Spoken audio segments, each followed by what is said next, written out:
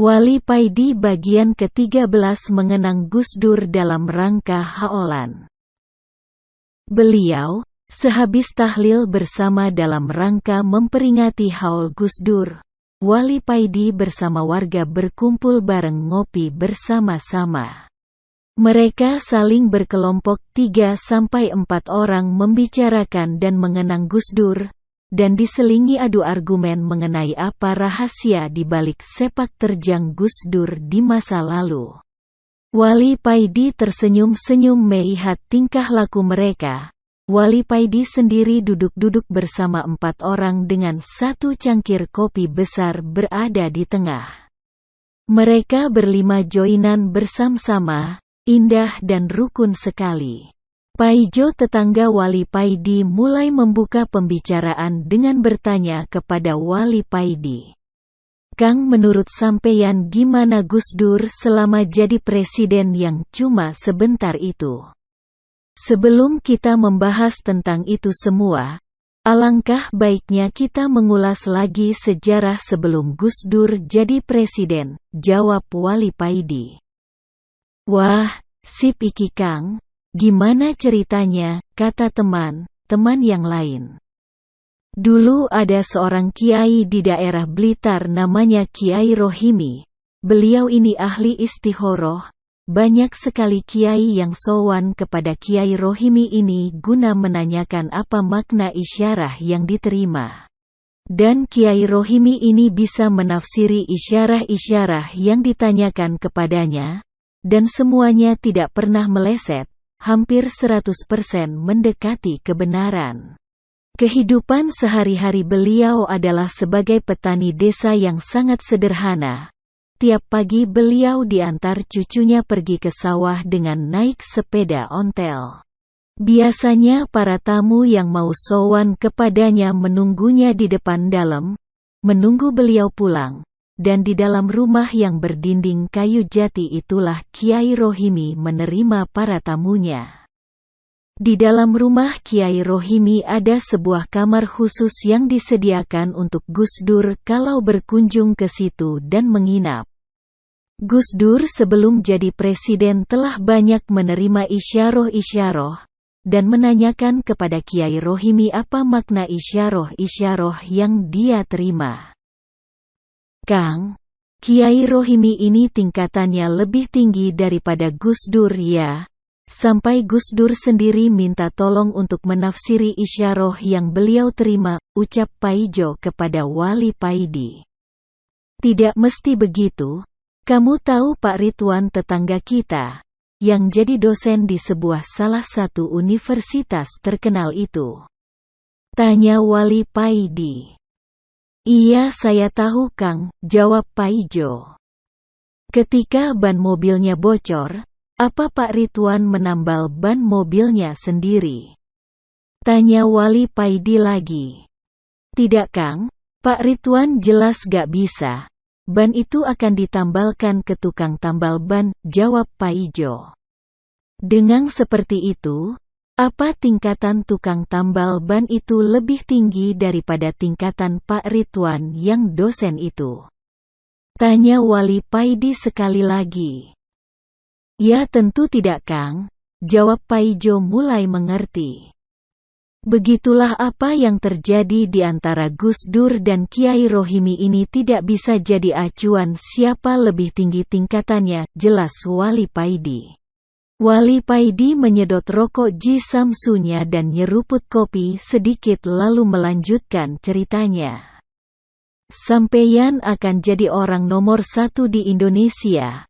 Tapi hanya sebentar," ucap Kiai Rohimi kepada Gus Dur. "Menafsiri isyarah yang diterima Gus Dur." "Berapa lama Kiai?" tanya Gus Dur. "Tidak sampai 3 tahun," jawab Kiai Rohimi. "Tugas yang sangat berat," ucap Gus Dur tanpa memperdulikan lama jabatannya. "Iya, ini memang tugas yang sangat berat Gus, dan sampeyan akan diturunkan oleh rakyat sampeyan sendiri," kata Kiai Rohimi. "Kalau ini memang tugas, biarpun sebentar tidak apa-apa yang penting bermanfaat," ucap Gus Dur. Gus Dur menerima dengan lapang dada isyarah yang diterimanya dari Kiai Rohimi. Beliau tidak peduli walaupun dalam kepimpinannya kelak, beliau direcoki dan akhirnya diturunkan dengan tidak terhormat. Gus Dur berprinsip biarlah orang memusuhinya asal Allah menyayanginya, biarlah orang menghinanya asal Allah ridho kepadanya. Bersambung.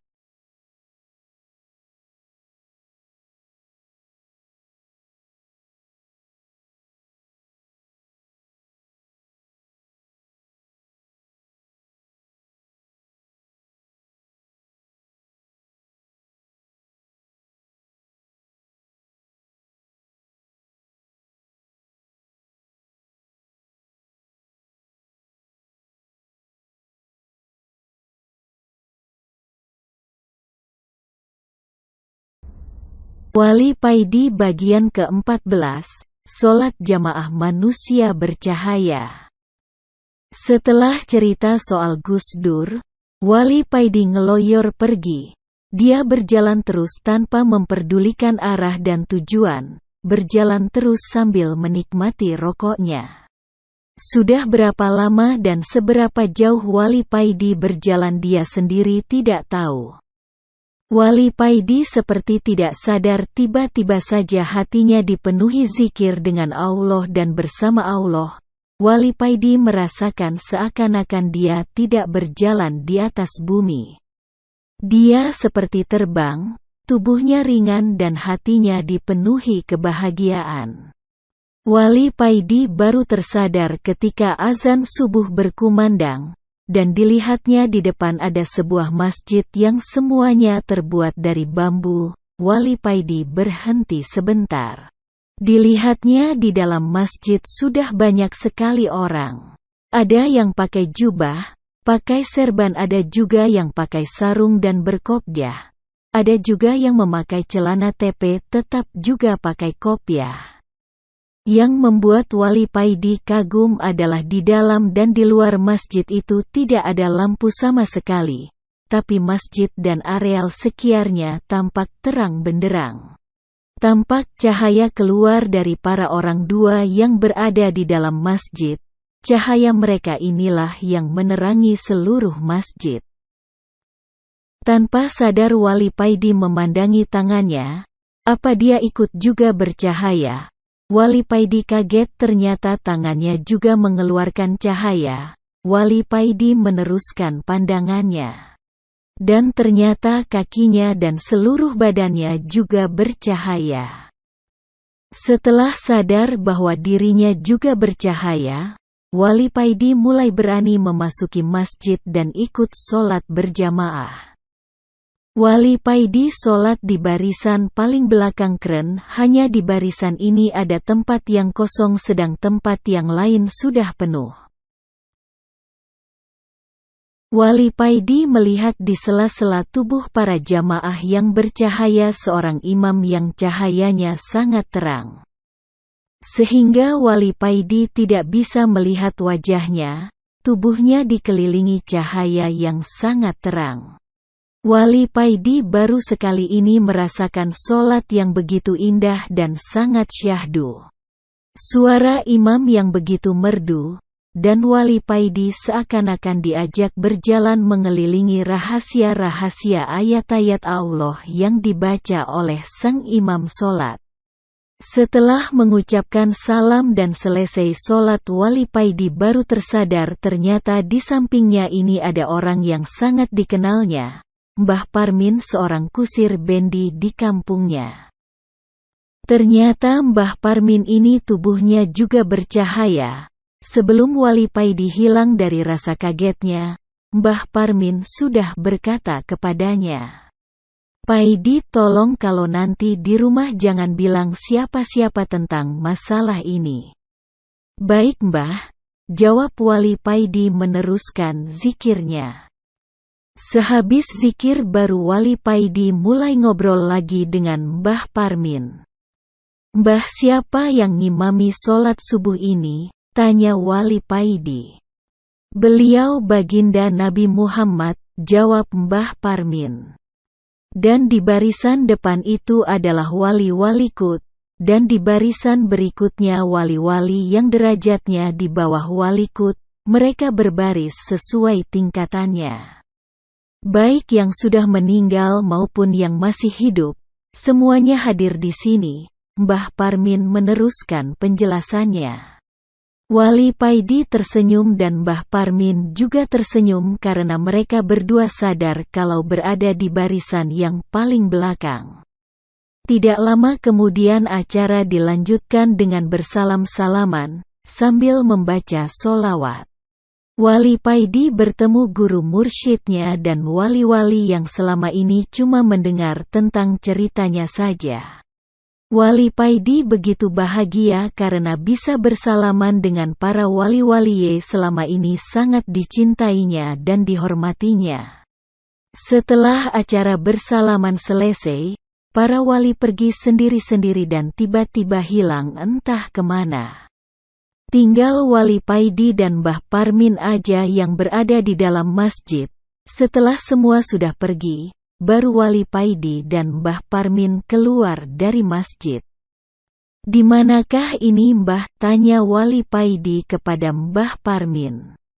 "Di Gunung Pring, Magelang, Jawa Tengah," jawab Mbah Parmin. Wali Paidi menoleh ke belakang, ternyata masjid itu sudah hilang. "Udah aku pergi dulu ya. Assalamualaikum," kata Mbah Parmin dan bersalaman dengan Wali Paidi. Mbah Parmin berjalan di sela-sela pepohonan dan lama-lama kelamaan hilang. Mbah, tunggu sebentar." Wali Paidi memanggil Mbah Parmin tapi Mbah Parmin sudah hilang ditelan keheningan hutan belantara. "Waduh Mbah, aku sebenarnya mau pinjem duit buat sanggup pulang," Wali Paidi berkata sendiri. "Terpaksa ngandol truk lagi ini." Wah, Wali Paidi dengan tersenyum melangkah pergi juga. "Selama ada rokok dan kopi gak masalah, syukur alhamdulillah," ucap Wali Paidi dengan mengeluarkan rokok dari selipan kopiahnya lalu menyalakannya, dan meneruskan perjalanannya.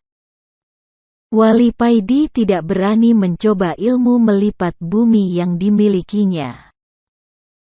Karena Wali Paidi takut kesasar-kesasar seperti waktu itu Wali Paidi berjalan sambil mengenang kembali pertemuannya dengan para wali juga baginda Nabi barusan.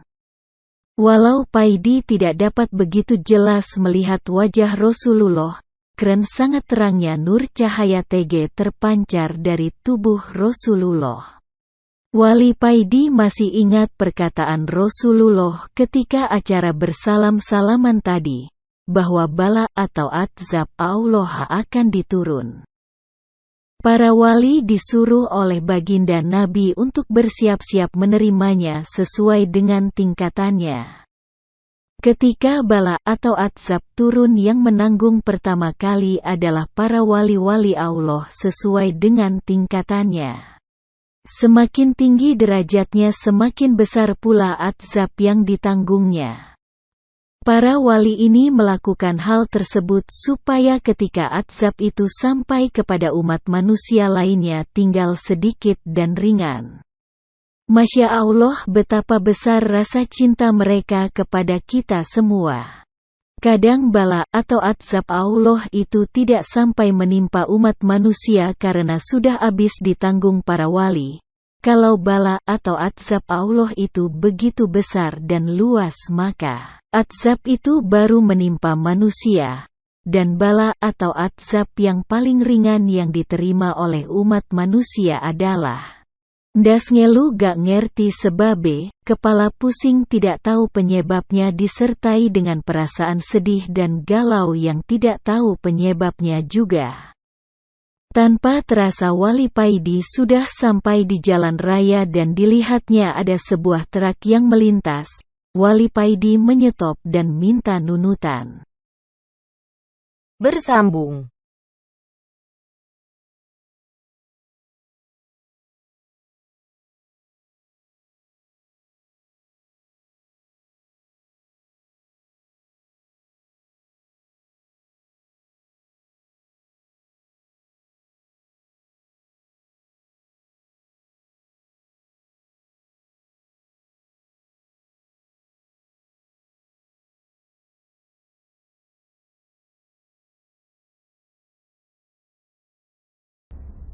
Wali Paidi bagian ke-15, dijenguk Rasulullah dan malaikat. Setelah dari pertemuan di Gunung Pring Magelang, Jawa Tengah, Wali Paidi jatuh sakit. Karena perjalanan yang ditempuh Wali Paidi tidak semestinya. Wali Paidi pindah dari trek satu ke trek lainnya, kadang kehujanan kadang kepanasan, dan tubuh Wali Paidi tidak kuat menerima semua itu dan jatuh sakit. Wali Paidi terbaring tak berdaya di pembaringan, badannya panas, matanya terlihat semakin cekung karena kurang tidur. Tapi senyumnya masih tetap sama, cerah dan menyenangkan seperti orang tidak sakit. Para tetangga satu persatu menjenguk Wali Paidi. Ada yang membawa buah-buahan dan ada yang memberi uang. Sebagian para tetangga berinisiatif mengantarkan Wali Paidi untuk berobat di rumah sakit terdekat, tapi Wali Paidi menolaknya. "Terima kasih, biarlah, 2 atau 3 hari akan sembuh sendiri," jawab Wali Paidi. Para tetangga sangat sayang kepada Wali Paidi ini, bukan karena Wali Paidi ini seorang wali. Karena para tetangga tidak tahu kalau Paidi ini seorang wali, dan bukan juga karena Wali Paidi ini orang kaya, tapi karena Wali Paidi ini orang yang dermawan. Suka menolong dan sopan terhadap yang tua dan sayang terhadap yang muda. Ketika memasuki hari ketiga, tubuh Wali Paidi demam tinggi. Sehabis sholat Isya yang dilakukan dengan terbaring, tubuh Wali Paidi tidak kuat menahan, dan Wali Paidi tidak sadar, pingsan. Dia baru tersadar ketika merasakan ada orang yang menyeka tubuhnya dengan handuk dingin. Orang ini sangat ganteng dan bersih, seorang pemuda yang sangat tampan. "Saya adalah amalan solawat yang biasa sampeyan baca. Saya akan menjaga sampeyan sampai sembuh," ucap pemuda ini. Wali Paidi kaget juga mendengar penuturan pemuda ini. "Apakah aku sudah mati?" tanya Wali Paidi. Dengan tersenyum pemuda ini menjawab, "Belum." Wali Paidi tertegun dan terdiam. Tidak lama kemudian ada yang mengetuk pintu kamar Wali Paidi. "Assalamualaikum," ucap tamu tersebut. "Waalaikumsalam," jawab Wali Paidi dan pemuda ini berbarengan. Pemuda ini membungkukkan badannya dan berbisik kepada Wali Paidi. "Kang, tamu yang datang ini adalah malaikat," bisik pemuda. "Apakah malaikat Israel?" tanya Wali Paidi. "Hehehe, bukan, tapi malaikat rahmat," jawab pemuda. "Kalau begitu bukakan pintu kamarnya, Met. Gak papa kan kalau kamu aku panggil Somat?" ujar Wali Paidi. "Iya, gak papa Kang," jawab Somat dengan membuka pintu kamar. Tampaklah yang masuk seorang pemuda yang juga tampan dengan membawa baskom. "Siapakah Anda?" tanya Wali Paidi. "Saya malaikat rahmat," jawabnya. "Kopikah yang kau bawa di baskom itu?" tanya Wali Paidi. "Hahaha, Kang." Kang Somat tertawa mendengar pertanyaan Wali Paidi. Malaikat rahmat lalu meletakkan baskom di meja sebelah tempat tidur Wali Paidi. Lalu menjawab, "Bukan Kang, tapi air dari telaga Kausar guna diminum dan buat wudhu." Lalu malaikat yang berwujud pemuda tampan ini pamit, dan sekitar 5 menit kemudian datang tamu lagi. Ternyata baginda Nabi Muhammad yang datang. Kamar Wali Paidi langsung harum semerbak. Wali Paidi berusaha bangkit, tapi Nabi menyuruhnya tetap berbaring. "Ali Firdaus, bergembiralah, karena derajatmu sudah dinaikkan oleh Allah," ucap Nabi kepada Wali Paidi. Nama Wali Paidi ini memang sebenarnya Ali Firdaus, tapi Nabi Khidir memanggilnya dengan sebutan Paidi, nama yang berasal dari kata faedah. Nabi Khidir berharap Wali Paidi ini menjadi orang yang berfaedah, karena sebaik-baik manusia adalah orang yang bermanfaat buat sesamanya, dan itu akhirnya terbukti. Wali Paidi mendengar perkataan Nabi ini hanya bisa menangis, tidak bisa berkata-kata. Dia hanya bisa menangis dan menangis lagi. Setelah Nabi keluar, datanglah Nabi Khidir. Beliau Nabi Khidir banyak menurunkan ilmu-ilmu hikmah yang luar biasa kepada Wali Paidi. Walaupun pertemuan Wali Paidi dengan Nabi Khidir ini begitu singkat, tapi ilmu yang didapat Wali Paidi sama dengan ilmu orang yang belajar selama 100 tahun. Berikutnya datang silih berganti wali-wali yang dikenal Wali Paidi, dan menjelang subuh datanglah Mas Kiai Mursyid, guru dari Wali Paidi. Ketika Mas Kiai Mursyid datang, tubuh Wali Paidi sudah segar dan sehat. Mas Kiai Mursyid datang dengan membawa kopi dan rokok, setelah sholat subuh berjamaah dengan Mas Kiai Mursyid. Mereka melanjutkan dengan acara ngopi dan ngerokok bareng. Wali Paidi sekali lagi dapat wejangan-wejangan dari Mas Kiai Mursyid. Mas Kiai Mursyid sedikit membuka rahasia arsi, membuka jalan yang akan dihadapi Wali Paidi kelak, dan setelah sholat duha Mas Kiai Mursyid pulang. Memang para wali-wali Allah itu ketika sakit banyak mendapatkan ilmu-ilmu hikmah yang luar biasa. Kita melihat mereka dengan pandangan kasihan karena sakit yang dideritanya. Tapi di balik itu semua para wali-wali Allah sangat berbahagia ketika dirinya sakit. Bersambung.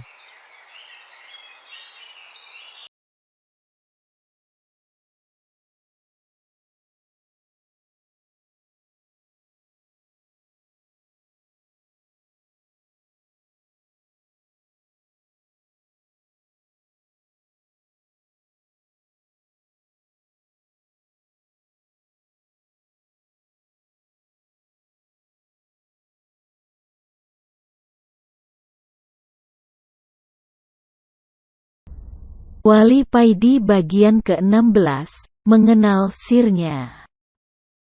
Wali Paidi duduk dengan tenang. Ia mengambil secangkir kopi yang ada di sampingnya. Dengan perlahan, dia melanjutkan menghisap rokok Masna Wastulasta Waruba'a, Ji Samsu-nya. Santai, angin semilir menerpa wajahnya. Setelah kebul rokoknya habis, Wali Paidi berada di atas menara Masjid Kudus, yakni masjid peninggalan Sayyid Jafar Shodiq bin Utsman Haji, Sunan Kudus. Wali Paidi membasahi mulutnya lagi dengan kopi seperti orang berkumur. Mulailah dia tawasulan. Ketika Fatihah pertama dibaca, angin dengan sangat perlahan mulai berhenti. Khusyuk, Wali Paidi mulai membaca wirid-wirid khusus amalan thorikoh yang dianutnya.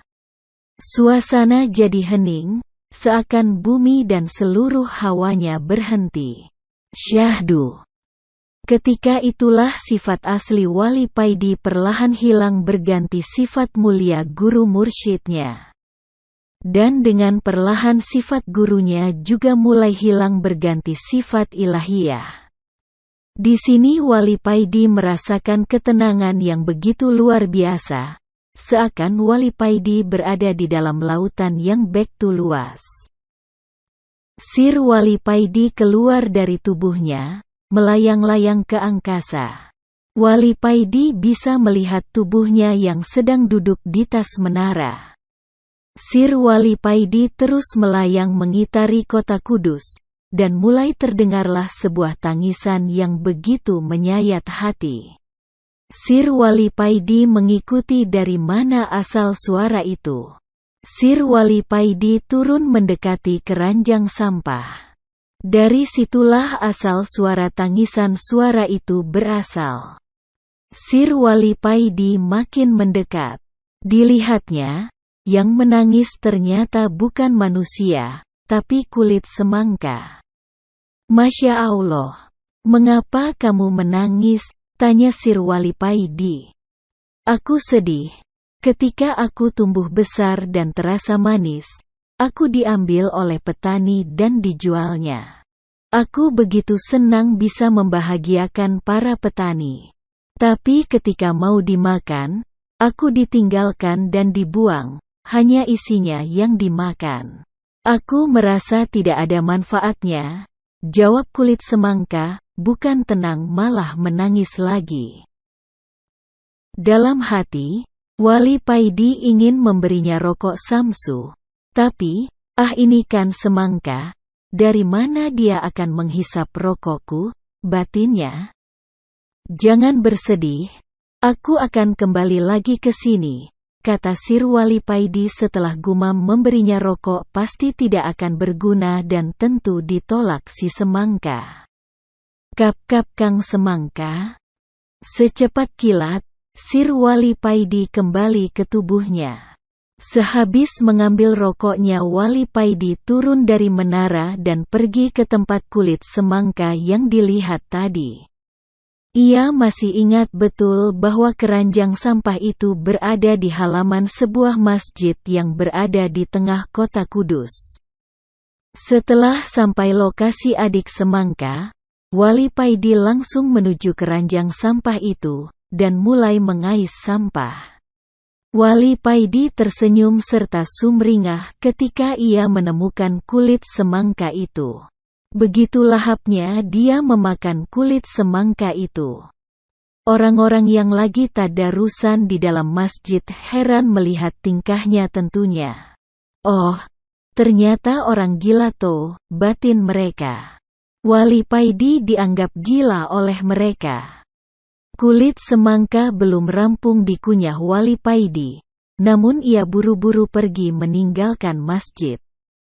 Mungkin beginilah yang dialami oleh Imam Al-Ghazali yang pada waktu itu terkenal dengan tirakat doyan memakan kulit semangka yang dicarinya di keranjang-keranjang sampah. Walipaidi hanya membatin betapa Imam Ghazali sangat mengenal sirnya. Bersambung.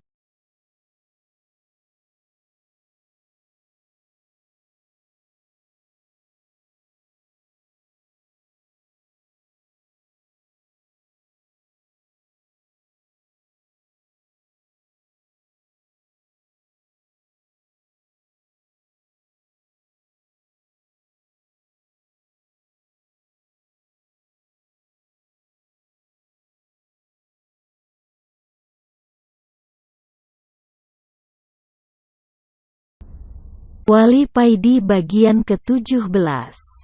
Digoda Mulan Jamilah. Malam ini hati Walipaidi sedang galau entah kenapa. Mengapa tiba-tiba saja perasaan galau menghinggapi hati Walipaidi dan kepalanya tiba-tiba saja pusing. Pasti ini ada yang ngerasani, gosipin, aku. Walipaidi menselonjorkan kakinya lalu menyandarkan tubuhnya di tiang langgar miliknya. Ketika Walipaidi mau beranjak dari duduknya, datanglah seorang tamu yang langsung nyelong masuk dan mendekati Walipaidi. Ketika si tamu sudah dekat dengan Walipaidi, tiba-tiba saja si tamu dengan semangat meludahi Walipaidi. Walipaidi kaget bukan kepalang. Siapa si tamu ini? Kok tiba-tiba saja meludahi aku? Batin Walipaidi. Si tamu meludah lagi, kali ini mengenai mata Walipaidi. Walipaidi diam saja. Dengan ujung bajunya dia mengusap ludah yang mengenai wajahnya dengan bekacak pinggang si tamu ini mengangkat wajahnya lalu menunduk lagi dan si tamu mengeluarkan semua ludahnya. Wajah Walipaidi jibrat ludah semua. Walipaidi mulai menangis.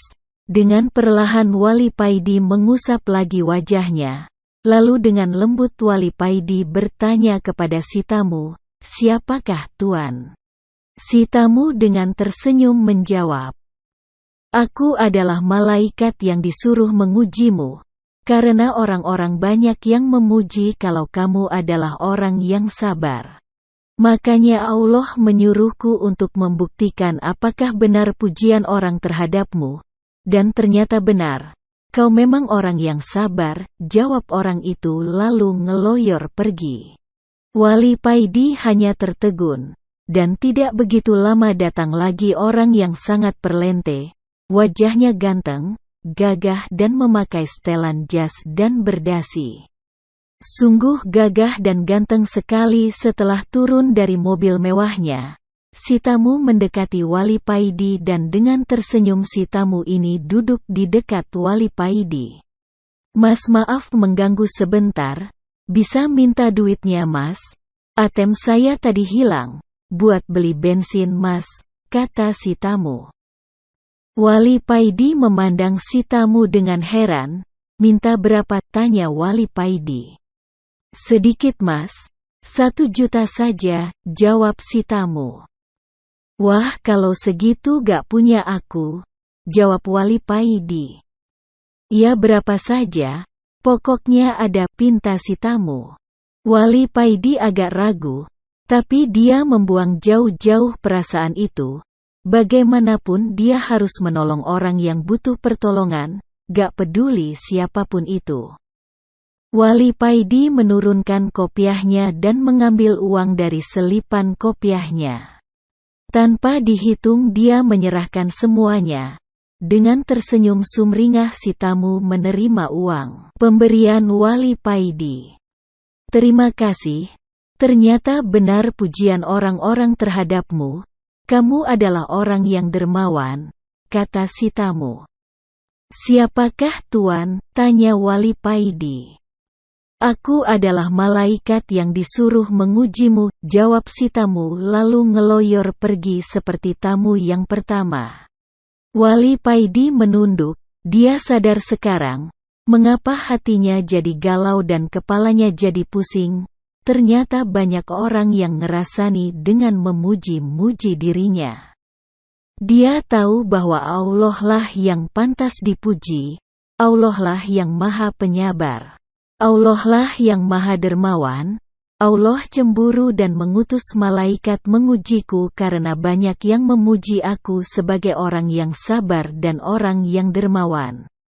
Assalamualaikum. Wali Paidi tersadar dari tafakurnya setelah mendengar suara orang yang mengucapkan salam kepadanya. Waalaikumsalam, jawab Wali Paidi berdiri. Di depan Wali Paidi wanita yang sangat cantik, memakai celana ketat dengan atasan baju longgar lengan panjang putih, dan memakai kerudung ala kadarnya, tampak rambutnya yang berkilau kemerahan. Kenalkan, nama saya Mulan Jamila, ucap wanita ini dengan genit sambil menyodorkan tangannya. Wali Paidi terdiam dan membatin, ujian apalagi ini? Diuji apalagi diriku ini?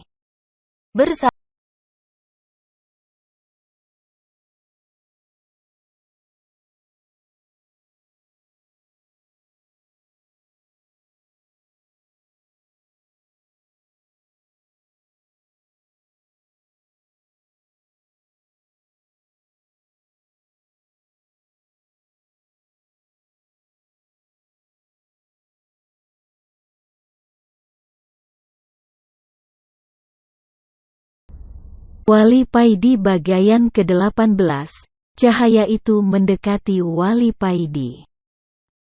Cahaya itu mendekati Wali Paidi. Wali Paidi adalah anak ketiga dari 3 bersaudara. Dia anak terakhir, kakaknya yang pertama namanya Soleh, dan sekarang dia jadi kiai di daerah Kediri. Punya pondok salaf kecil, yang hanya ramai ketika bulan Ramadan. Sudah menjadi budaya kalau bulan Ramadan banyak santri dari pondok lain yang ngaji posoan hanya untuk menghatamkan beberapa kitab. Karena kalau ngaji pas bulan Ramadan ngaji kitabnya super cepat yang bertujuan memang untuk menghatamkan bukan untuk kepahaman. Soleh kakaknya Wali Paidi ini memang sangat cerdas dan pintar. Sejak lulus madrasah ibtidaiyah, setingkat SD, dia sudah mondok, dia selalu dapat ranking di kelasnya. Sehingga tidak heran ketika dia lulus dia diambil menantu seorang kiai di daerah Kediri, dan setelah ayah mertuanya wafat, dialah yang meneruskan menjadi pengasuh pondok pesantren peninggalan mertuanya. Sedang kakak perempuannya menjadi istri seorang kiai besar di daerah Jawa Tengah. Kakaknya ini memang cantik, kulitnya putih seperti ibunya dan wajahnya elok kearab-araban seperti bapaknya. Kakak perempuannya ini sering dan berkali-kali ketika pulang meminta orang tuanya untuk tinggal dengannya, pindah ke Jawa Tengah, dan kemauan kakaknya ini sangat didukung keluarga suaminya. Kebetulan keluarga suami kakaknya ini kaya raya. Bukan karena pondoknya yang besar tapi keluarga suami kakakku ini mempunyai kebun teh yang berhektar-hektar luasnya. Tapi orang tuanya tidak mau menerima tawaran kakak perempuannya ini. Mereka sudah bahagia melihat anak mereka bahagia, itu alasan mereka. Kakak perempuan Wali Paidi ini juga sejak kecil sudah berangkat mondok di pesantren di daerah Jawa Tengah. Dan ketika lulus kakaknya ini diambil menantu oleh pengasuh pondoknya. Sedangkan sejak kecil Wali Paidi selalu di rumah. Ketika ditawari untuk mondok dia tidak mau. Wali Paidi masih ingin berbakti kepada orang tuanya. Karena orang tuanya sudah tua, Wali Paidi tidak tega kalau meninggalkan orang tuanya sendirian tanpa siapa-siapa yang selalu siap membantunya. Wali Paidi sudah sangat senang melihat kakaknya telah menjadi orang semua. Tapi ketika Wali Paidi sudah lulus aliyah, dia disuruh abahnya untuk mondok.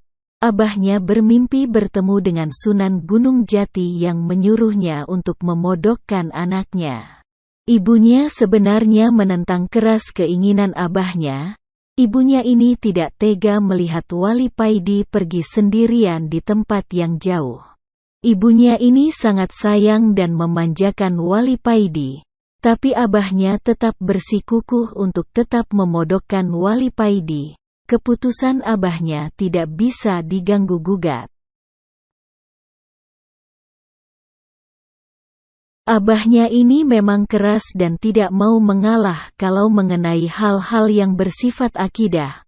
Walaupun di hal lain yang tidak bersifat akidah abahnya ini sering mengalah terhadap ibunya. Berangkatlah Wali Paidi mondok ke Jombang sesuai petunjuk Sunan Gunung Jati yang disampaikan melalui abahnya. Pondok Wali Paidi ini pondok yang sangat istimewa. Santrinya sedikit tapi rata-rata pintar dan alim semua. Anak-anak yang mondok di sini rata-rata sejak Tsanawiyah sudah disuruh menghafalkan Al-Quran dan kebanyakan mereka ketika lulus sudah bisa hafal Al-Quran dan ketika memasuki aliyah baru diajarkan ilmu nahwu sorof. Pengasuh pondok Wali Paidi ini orangnya terlihat biasa. Perawakannya kecil dan kulitnya agak hitam karena seringnya beliau pergi ke sawah. Tapi menurut kabar dari santri-santri yang didengar oleh Wali Paidi bahwa kiai pengasuh ini sebenarnya adalah seorang wali yang mastur, tersembunyi. Ketika Wali Paidi sowan dengan abahnya ke pengasuh pondoknya, abahnya bilang kepada Mbah Kiai, "Mbah Yai, saya titipkan anak saya kepada sampeyan. Saya pasrah dan ridho dengan apapun yang akan Mbah Kiai lakukan terhadap anak saya. Andai Mbah Kiai menyembelihnya pun, saya ikhlas. Inggih-inggih, insya Allah anak sampeyan ini jadi orang yang bermanfaat," ujar Mbah Kiai. Lalu Wali Paidi diantar abahnya ke kamar pondoknya. Abahnya berkata kepada Wali Paidi, "Nak, aku memondokkan kamu ini bukan bertujuan membuatmu supaya pinter. Tapi aku pingin kamu mondok ini belajar akhlak yang baik kepada kiaimu. Apapun yang diperintah kiaimu laksanakan dengan ikhlas. Andai Kiai menyuruhmu memotong tanganmu pun kamu harus melakukannya, tanpa harus bertanya apa alasannya. Inggih Abah, jawab Wali Paidi.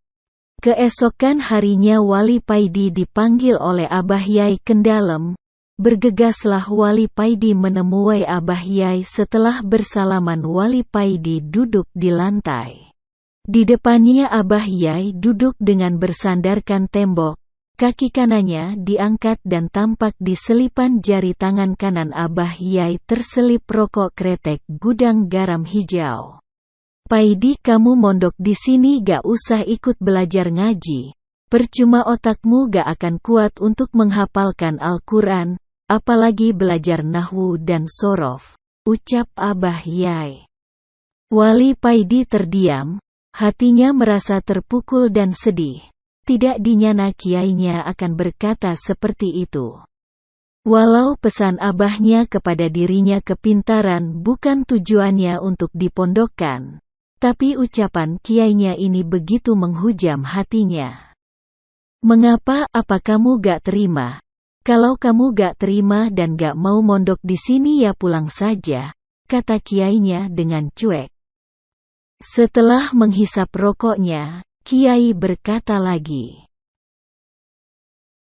Abahmu menitipkan kamu kepadaku ini supaya mendidikmu, menjadikanmu sebagai orang yang bermanfaat, dan aku lihat kamu ini gak cocok untuk belajar.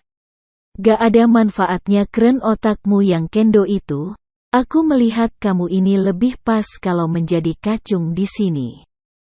Membantu bersih-bersih dalam, dan membantu memudahkan santri-santri lain untuk belajar di sini, membersihkan kamar mereka, menatakan sandal mereka, mengisi bak kamar mandi dan sebagainya. Wali Paidi terdiam, hatinya marah bercampur sedih. Dia sangat sedih dibilang otaknya kendo, tapi dia teringat pesan abahnya untuk manut atas apapun perintah kiainya. Bagaimana? Apa kamu sanggup menjadi kacung di sini? Ucap kiainya lagi. Inggih Kiai, jawab Wali Paidi pelan. Kalau begitu mulai sekarang kamu bersih-bersih dalam, abis itu bersih-bersih pondok, ucap kiainya. Sejak saat itu Wali Paidi selama di pondok hanya menjadi kacung bagi santri yang lain. Pertama dia agak uring-uringan menjalankan perintah kiainya ini, tapi lama-kelamaan hatinya menjadi sadar. Dia ini sebenarnya juga belajar menjalankan perintah kiainya dengan baik dan benar. Cuma perintah bagi dirinya saja yang berbeda. Dia disuruh melayani santri yang lain. Sedang santri yang lain diperintah untuk belajar dengan tekun, sama-sama menjalankan perintah kiai. Di suatu malam sehabis maghrib, Wali Paidi duduk termenung di depan kamarnya. Dia melihat para santri ada yang menghafalkan Al-Quran dan sebagian yang lain bermusyawarah membahas permasalahan nahwu dan sorof. Hati Wali Paidi menjadi gundah. Dia merasa sangat bodoh dan gak bisa apa-apa. Apalagi kemarin kakaknya berkunjung kepadanya dan mengetes kemampuannya dalam hal pengetahuan agama dan dia tidak bisa sama sekali untuk menjawab pertanyaan kakaknya itu. Dilihatnya para santri punya kemahiran di bidangnya masing-masing. Sedang dia hanya bisa menyapu dan menata sandal mereka. Dalam kegundahannya itu Wali Paidi tertidur dengan posisi terduduk di depan kamarnya. Wali Paidi bermimpi. Dalam mimpinya tersebut dia seakan terbangun dari tidurnya dan masih dalam keadaan duduk di depan kamarnya. Dilihatnya kamar-kamar santri yang lain pada bersinar terang. Cahaya-cahaya yang keluar dari kamar-kamar itu berasal dari lampu petromak yang dibawa para santri. Terpancar kegembiraan dari wajah para santri karena mempunyai lampu di tangan mereka, sedang kamar Wali Paidi tidak mengeluarkan cahaya karena Wali Paidi tidak mempunyai lampu petromak seperti mereka. Tapi tiba-tiba ada cahaya yang keluar dari dalam kamar Wali Paidi. Cahaya itu begitu sangat terang, sehingga cahaya-cahaya yang keluar dari kamar yang lain seakan meredup terkena cahaya dari kamarnya ini. Cahaya itu mendekati Wali Paidi. Setelah cahaya itu mendekat, dilihatlah sebuah lampu petromak yang dibawa seseorang. Wali Paidi melihat sebuah tangan yang begitu putih dan halus memegang lampu petromak itu. Wali Paidi mengarahkan pandangannya ke atas. Wali Paidi begitu terkejut dan begitu terharu setelah tahu siapa yang membawa lampu petromak tersebut. Bersambung.